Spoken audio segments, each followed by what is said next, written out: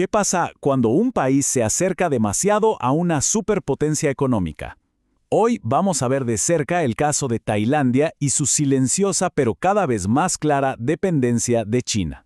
Para entender bien lo que está pasando hay que partir de esta idea, que es clave. Lo que vamos a analizar no es el resultado de un error ni de una mala jugada. Es más bien la consecuencia de un montón de decisiones muy pragmáticas, muy realistas, muy al estilo de Tailandia. Así que para tener el panorama claro desde el inicio, vamos a empezar por el final, por la conclusión. El tema central aquí es una dependencia que ha crecido casi sin que nadie se diera cuenta. Y ojo, esto es fundamental entenderlo bien. Acá no estamos hablando de que Tailandia esté dominada o que sea una colonia. No. Se trata de algo mucho más sutil. Es una integración económica que se fue dando de a poco, silenciosamente. Con una serie de decisiones que parecían lógicas, Tailandia se metió en una estructura donde la economía de China, hoy por hoy, es simplemente indispensable. Bueno, y para entender la magnitud de esto, no hay nada como ver los datos. Los números no mienten y nos muestran perfectamente cómo el centro de gravedad de la economía tailandesa ha cambiado por completo. Vamos a los hechos, a lo concreto.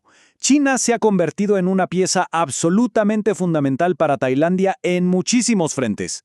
Primero que nada, el comercio. Miren este gráfico.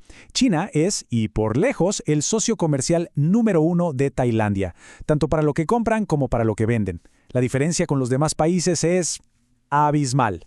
Luego, la plata, la inversión. ¿Adivinen quién es la principal fuente de inversión extranjera directa? Sí, otra vez China. Son ellos los que financian desde megaproyectos de infraestructura hasta parques industriales enteros, que son vitales para el país. Y por supuesto, no podemos olvidarnos del turismo. Esta gráfica habla por sí sola. La inmensa, abrumadora mayoría de los turistas que llegan a Tailandia vienen de China.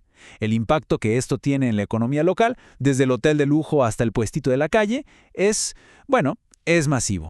Ahora, lo más interesante de todo esto es que no pasó de un día para el otro, para nada. Fue un aumento lento pero constante, año tras año. Y había un patrón. Después de cada crisis, ya sea económica o sanitaria, China siempre era la primera en volver. Y con cada regreso, ese lazo se hacía un poquito más fuerte, casi sin que nadie se diera cuenta de que se estaba construyendo una dependencia. Pasemos ahora a la lógica detrás de todo esto. ¿Por qué Tailandia tomó este camino? Bueno, la respuesta es que en su momento cada paso que dio fue una elección completamente racional. Es que si comparamos las opciones que había sobre la mesa, la elección se vuelve casi obvia. Por un lado, Occidente suele pedir muchas condiciones, alineación de valores, etc. Japón, que era un socio tradicional, es mucho más cauteloso, sus procesos son lentos, y de repente llega China con una oferta súper atractiva. Proyectos rápidos, a gran escala y con muy pero muy pocas ataduras políticas. Para un gobierno que necesita mostrar resultados ya, la opción china era la solución perfecta. Además, esto encaja perfectamente con la estrategia histórica de Tailandia, que siempre ha sido sobrevivir haciendo equilibrio entre las grandes potencias, sin casarse con nadie. La gran ironía es que justamente por tratar de no comprometerse del todo con ningún bando, terminó sin querer inclinándose demasiado hacia uno de ellos. Y esto nos lleva a un concepto que es crucial para entender todo el panorama, el punto de inflexión. Ese momento en el que, de repente, las otras opciones simplemente ya no están. A ver, el camino se puede resumir en estos pasos. Al principio, China era solo una opción más. Después, una serie de decisiones lógicas la fueron favoreciendo. Luego, se llega a un punto crítico. Y finalmente, China deja de ser una opción para convertirse en un socio irreemplazable. Y ahí es cuando la dependencia se consolida.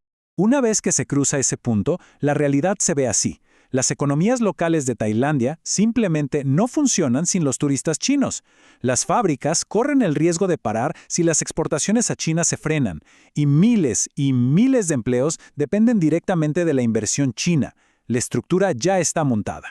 Y aquí viene lo más importante. En esta etapa, las decisiones políticas quedan limitadas casi sin que nadie se dé cuenta. No es que alguien llame y dé una orden. Simplemente, la opción más segura, la elección por defecto, siempre va a ser la que no agita las aguas con tu socio económico más importante. Es casi automático. Y esto nos obliga a cambiar el enfoque. Porque la pérdida más grande, al final del día, no es económica. Es algo mucho más profundo. La simple reducción de las opciones que se tienen. Dentro de la sociedad tailandesa, esto no se vive como enojo o como un sentimiento anti-China. Es algo mucho más difuso. Es como una ansiedad, una sensación de que el rumbo del país ya no se está decidiendo del todo en casa, una inquietud que es difícil poner en palabras. Por eso podemos definir la verdadera pérdida de esta manera. No se trata de perder la soberanía en el sentido clásico, de banderas y fronteras. Se trata de algo más práctico, pero a la vez más profundo.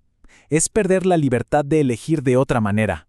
Cuando las alternativas viables desaparecen, se va con ellas una parte fundamental de la autonomía.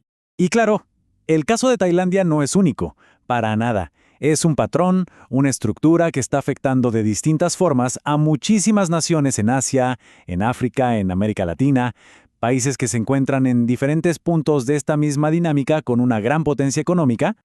Por eso es tan importante no ver esto como una historia de fracaso. En realidad es la historia de un efecto secundario del éxito.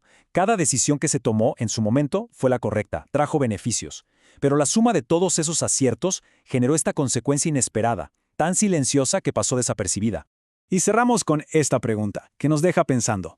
Si una serie de decisiones correctas te lleva a un futuro con menos libertad para elegir, ¿por dónde se empieza para poder elegir de nuevo?